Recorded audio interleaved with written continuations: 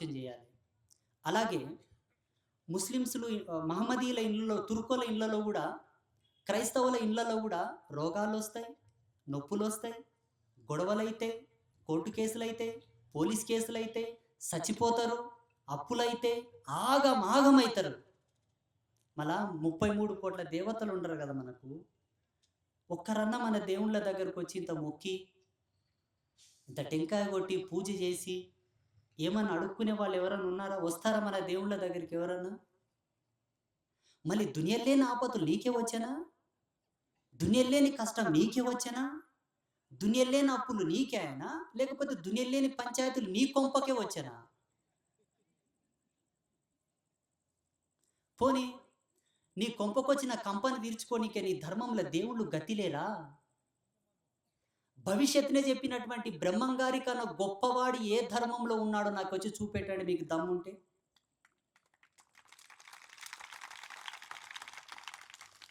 భూమి అంతమయ్యే వరకు మానవుని యొక్క జీవితంలో ఎటువంటి మార్పులు జరుగుతాయి, ప్రకృతిలో ఎటువంటి మార్పులు జరుగుతాయో కేవలం మంత్రబలంతోటి, యోగ బలంతో చూసినటువంటి మహా తపస్వి, బ్రహ్మంగారి కన్నా మించిన గురువు ముస్లిం మతంలో ఉన్నాడా? క్రైస్తవ మతంలో ఉన్నాడా? వచ్చి ఒక్కరిని చూపెట్టు చూస్తా. పాతివ్రత్య ధర్మంతో ఒక స్త్రీ తన పాతివ్రత్య ధర్మంతో త్రిమూర్తులనే పసిపిల్లలను చేసి ఉయ్యాలలేసి పాట పాడి పాలిచ్చినటువంటి మహాపతివ్రత అనసూయ దేవి లాంటి స్త్రీని ఒక్కరిని చూపెట్టు క్రైస్తవంలా, మహమ్మదీయ మతంలా.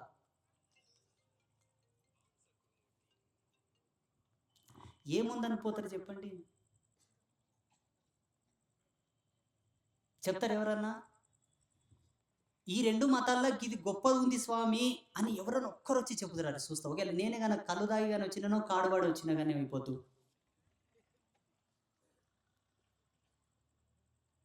నేను స్టార్టింగ్‌లో చెప్పిన, బతికితే నేటికి బతుకుర్రి, సాటికి బతుకుర్రి. ఎవనికి పుట్టి ఎవని పేరు చెప్తున్నారు? ఎవనికి పుట్టి ఎవనికి పోయి జై కొడుతున్నారు? ఒకవేళ పోతాం స్వామి మా మా బలుపు మా మా తిక్కమాది మేము పోతాం స్వామి అంటే, ఈ రోజటి నుంచి అందరు ఈడ ప్రతిజ్ఞ చేసుకొని పోరి.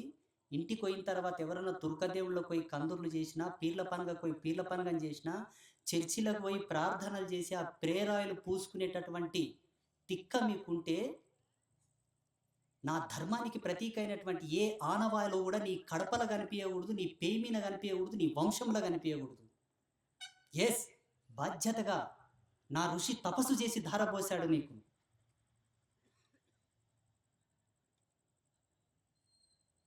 అన్నీ ఉన్నాయి మీకు, అనుభవించనీకి చేతగాక, ఓపిక లేక, పొరుగింటి పుల్ల కూర రుచి ఇంట్లో పెండ్లం కమ్మగానే చేసి ఉంటది, అన్నీ బాగుంటాయి. బయట ఉరికిన పుల్లటి చారు ఉప్పు లేకుంటది, కారం లేకుంటది, అబ్బా ఎంత బాగుందో.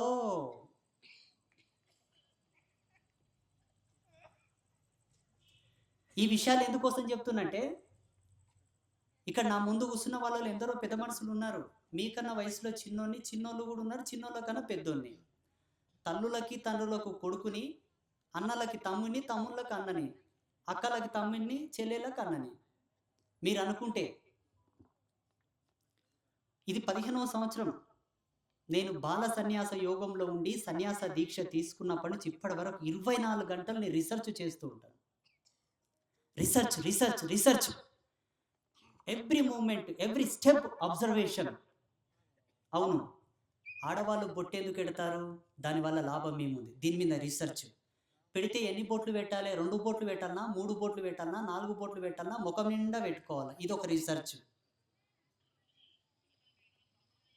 అవును, గాజులు వేసుకుంటారు. ఎందుకు వేసుకుంటారు? వేసుకుంటే ఏ గాజులు వేసుకోవాలి, ఎన్ని గాజులు వేసుకోవాలి, ఏ కలర్ గాజులు వేసుకోవాలి.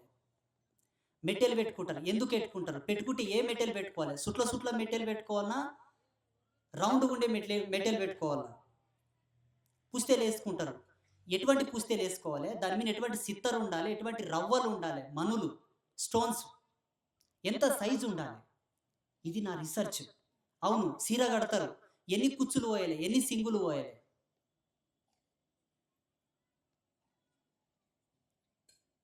14 సంవత్సరాలలో నేను ప్రతిదీ రిసర్చ్ 24 గంటలు నా మతిదే. నా జాతి నాకు ఇచ్చిపోయింది. ఇచ్చిన దాన్ని అంత అనామకంగా మనం చేసుకోకూడదు. ఇచ్చిన దాంట్లో ఆంతర్యం ఏముంది? గొప్పతనం ఏముంది?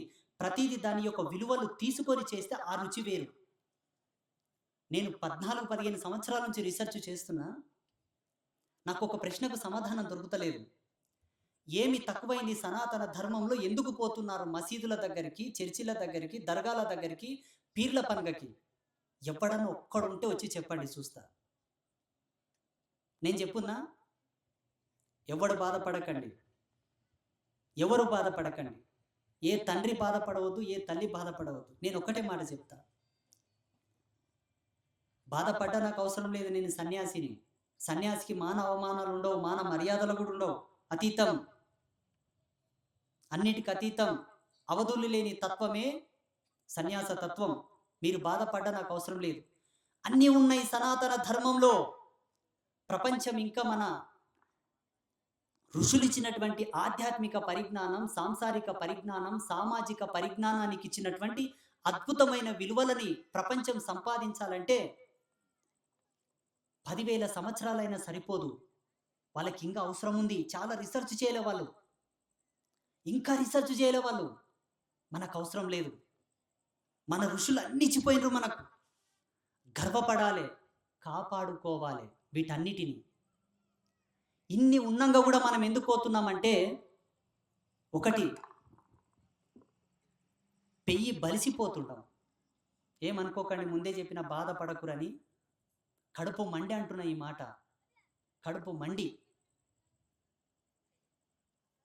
లేదా దురాశ దుఃఖమునకు చేటు అన్నారు పెద్దలు. అత్యాశతోన పోతుండరేమో. ఆ దేవుళ్ళ కాడికి పోయి చేస్తే ఏమన్నా అవుతుందో, ఏమన్నా వస్తుందో ఏమని. పెద్దలు ఇంకొక మాట అన్నారు, అత్యాశ ప్రాణగండం. నిజంగా మీకు ప్రాణగండమే. మీరు చర్చిలో పోండి, ఒకడు అందరూ పోయిన తర్వాత క్రైస్తవుల సంఖ్య పెరిగింది అనుకోండి, ఏం జరుగుతుందో తెలుసా? మొన్న ఇజ్రాయెల్ మీద ఏం జరిగిందో గదే జరుగుతుంది, పలస్తీనాలో ఏం జరిగిందో అదే జరుగుతుంది, గాజాలో ఏం జరిగింది గదే జరుగుతుంది. మీరు దర్గాలకు పోయినరు, పీర్ల పండుగకు పోయినరు అనుకోండి, రుచి ఎక్కువైంది అనుకోండి, రేపు ఓల పద్ధతిలో మీరు కూడా పోతారు. టోపీ పెట్టుకుంటారు, కింద కట్ చేసుకుంటారు, నడుముకు మొలతాడు కట్ చేసుకుంటారు. నీ పెళ్ళని చెప్తారు, ఏయ్ బొట్టు పెట్టకసే గాడిది, బొట్టిది, గాజుది, పుస్తది, మెటెల్ది, పసుపు పెట్ట. ఇంకా మొత్తం భారతదేశం అంతా నల్లగా దొడుకునలే, తిరలాడాలి బాజు పోటీ. మోటుగా చెప్పున్నా, ఇక్కడ ఉన్న వాళ్ళందరూ మోటోలు ఏం పెద్ద పెద్ద బ్యారిస్టర్ చదివిన వాళ్ళు ఏం కాదు. గాజులు లేని రండముండల కాపురం వస్తుంది.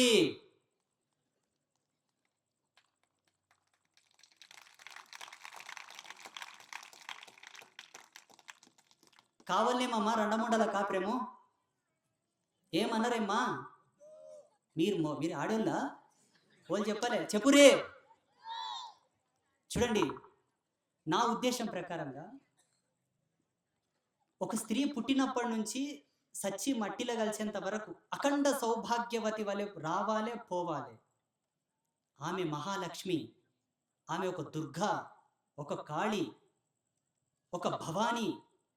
నా తల్లి ఉంటే అట్లుండాలి ఈ భారతదేశంలో నేను కోరుకుంటున్నా. మీరు కోరుకుంటారా లేదా? లేకపోతే ఏమవుతుందంటే, ఇప్పుడు ఇక్కడ కూర్చున్న వాళ్ళంతా క్రైస్తవ మతంలో పోయినరు అనుకోండి, క్రైస్తవులు ముందే డిక్లేర్ చేస్తారు, పూలు పెట్టకండి, గాజులు వేసుకోకండి, పుస్తి వేసుకోకండి, బొట్టు పెట్టకండి. ఇవన్నీ పోయి ఒక 100 మంది ఒకతో నిలబడ్డారు. అందులో ముత్తైదు ఎవరో రండముండెవరో ఎట్లా గుర్తుపట్టాలండి?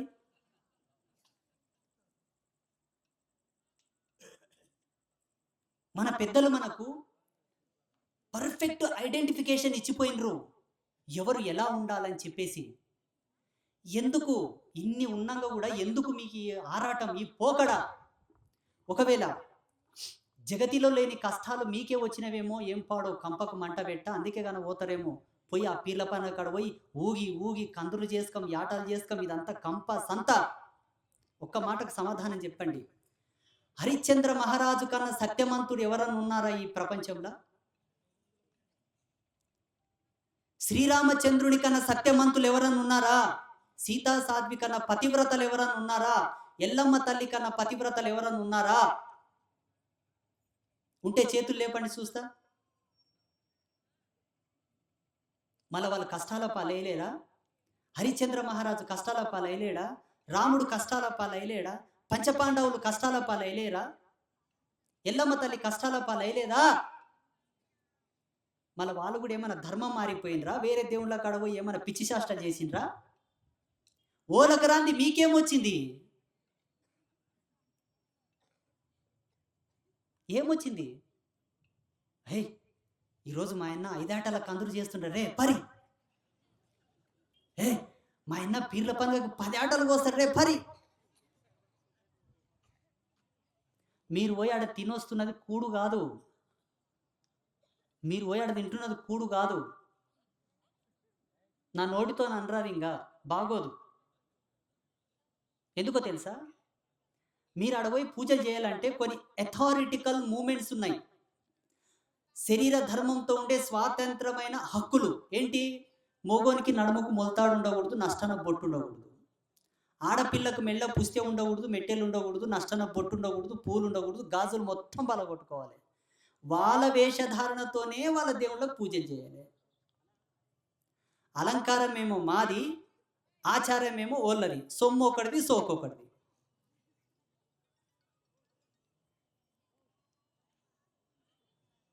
అందుకే నేను స్టార్టింగ్‌లో చెప్పిన, చూడప్ప మేము మాట్లాడతాం. ఇంకా 1 గంట మాట్లాడతాం, 2 గంటలు మాట్లాడతాం. ఓ నవ్వించమంటే నవ్విస్తాం, కవ్వించమంటే కవ్విస్తాం.